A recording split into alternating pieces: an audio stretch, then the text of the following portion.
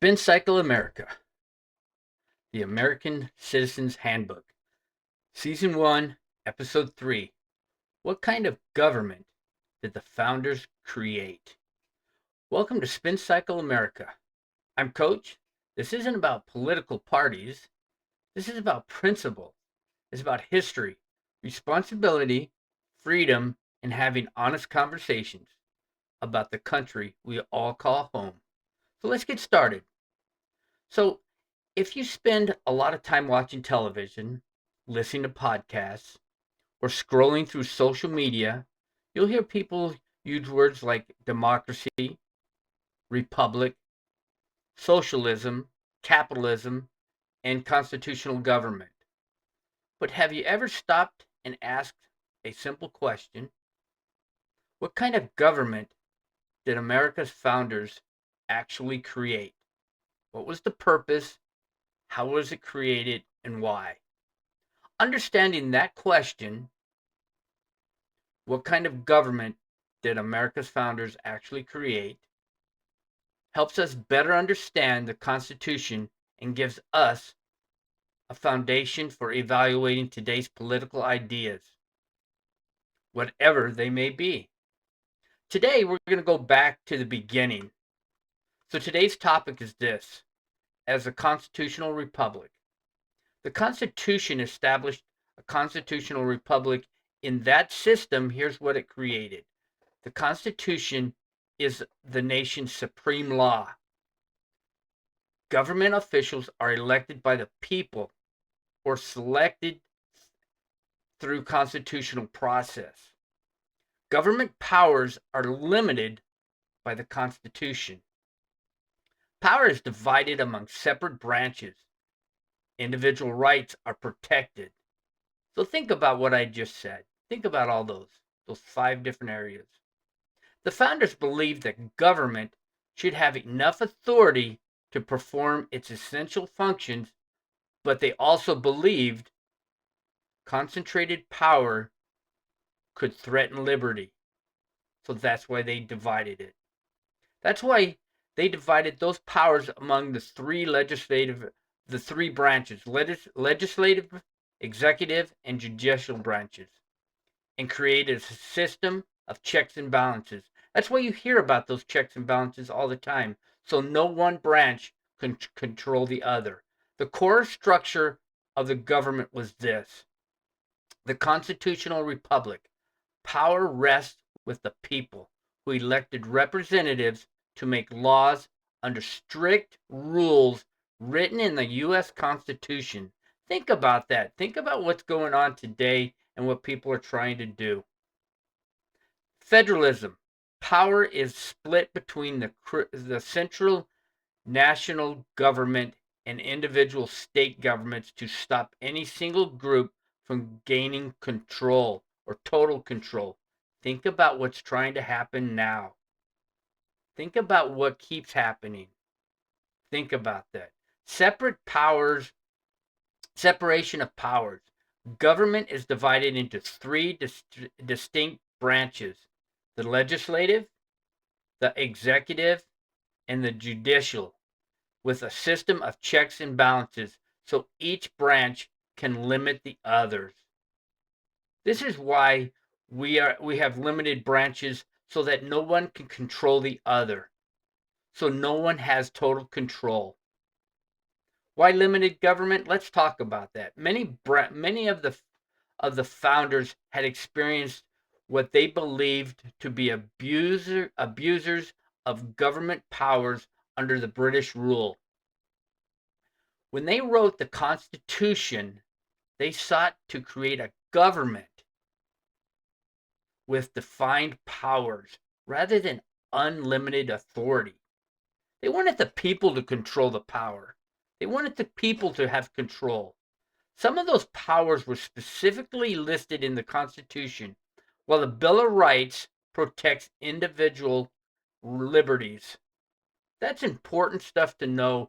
This gives you, as an individual, the power. You have to realize that you, as an individual, under this Constitution, gives you power. You have to know it. Over time, Americans have debated how large or how small the federal government's role should be. Those debates continue today and are a normal part of our constitutional system. That's what it was for. It was created that way. How does this compare to modern political philosophies? Well, modern political movements, including conservatism, liberalism, libertarianism, democratic socialism, and others, developed long after the Constitution was written. So the Constitution was written long before these other political parties or movements started. For example, organizations that identify with democratic socialism generally support expanding the government role in areas such as healthcare, education, labor protections, and social programs while pursuing those goals through democratic elections. Supporters argue that these policies can promote greater economic security and reduce inequality. Critics argue that expanding government authority and spending can reduce individual economic freedom, increase dependence on government, and or move government beyond the limited roles envisioned by many of the founders. This is where the problem is coming right now, and people need to start realizing that and seeing that with the socialism that's being moved right now on the Democratic side. They're trying to take away individual rights. They're trying to give it to a committee, and I'm going to explain that here in just a minute. Those differing perspectives are part of today's political debate. One of the responsibilities of citizenship is to understand what the different philosophies and purposes are, compare them with the Constitution and our history, and make informed decisions at the ballot box. So when you go to vote, that's where you're going to make that decision. You have to think about that. Do you want to have control over what you say and do, or do you want the government to control your movement and to control what you do? This is where our Constitution gives you the power. Constitution Corner, this is it. The Constitution begins with three powerful words, and I've mentioned this before in past YouTube uh, channels. We the people. That means you, the people. That means us. That means you. That means me. That means everybody listening to this channel has the authority. Those words remind us that government authority is ultimately comes from the people through the constitutional system. That means you, me, everybody. That's not from a king. It's not from a single leader or one branch of government acting alone. And when we talk about the socialism, that means it's coming from a committee. So with that being said, a socialist form of government is controlled by a committee, similar to a school board committee. You don't have a checks and balance. You don't have a constitutional government where you have three separate branches checking each other and limiting the size of government as well. That means the money is just going all over the place and you don't have any control over the spending. You don't have any control over the size of government. Think about that for a minute. And if I'm wrong, you let me know in my comments, in the comments below. Because nobody will be able to control and stop it. In the Constitution form right now, you can control the limited size of government and you can control the spending. So here's a little bit about history.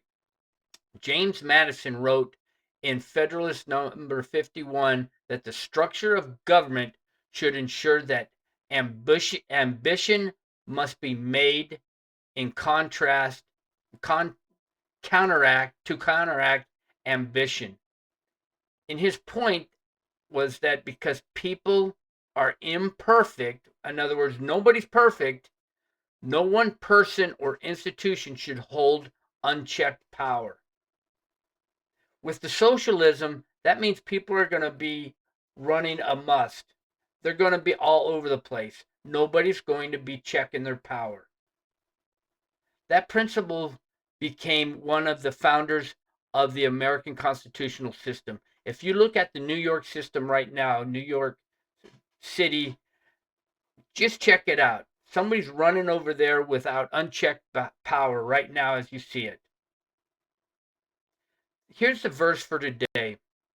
Where there is no guidance, a people falls.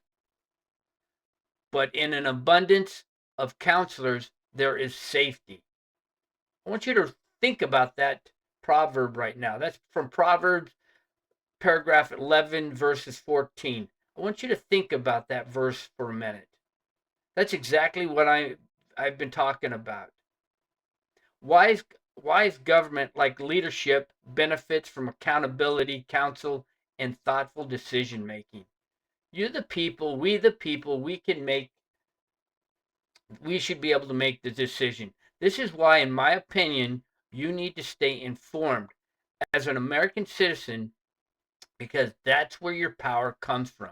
The Constitution gives you that power. Stay informed. Don't let people take away your power. So here's my question for the day. After reading the Constitution, what principle do you think is the most important to preserving liberty? Share your thoughts in the comments below, and let's keep the discussion respectful, please. So here's your homework today, coach's homework. Before our next episode, read the preamble in Article 1 of the Constitution and ask yourself this as you're reading. What powers does the Constitution grant? What powers does it limit? And why do you think the founders structured the government this way?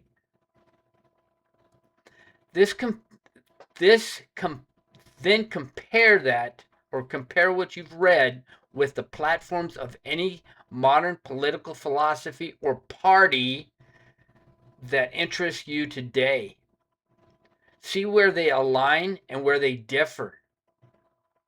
See what parties are changing or trying to reshape the Constitution in today's society. There's something out there that's trying to change things. Look at it. Stay informed. This is your world. This is your United States. We have to make sure that we're preserving things for our next generation. So here's my coach's whistle. As a coach, I always told my players to learn the fundamentals before arguing about the playbook. The same is true of a citizenship. Before you debate today's issues, we should understand the system our founders created. That doesn't mean every American will reach the same conclusion. You and I may differ. We may read the same thing, the same article, but we may come up with different conclusions, and that's fine. Healthy disagreement is always part of our republic, but informed disagreement is far more productive than uninformed disagreement. So think about that. You see it all the time on the different media platforms that are out there. People that are uninformed trying to make an intelligent decision or an intelligent argument. It's not there.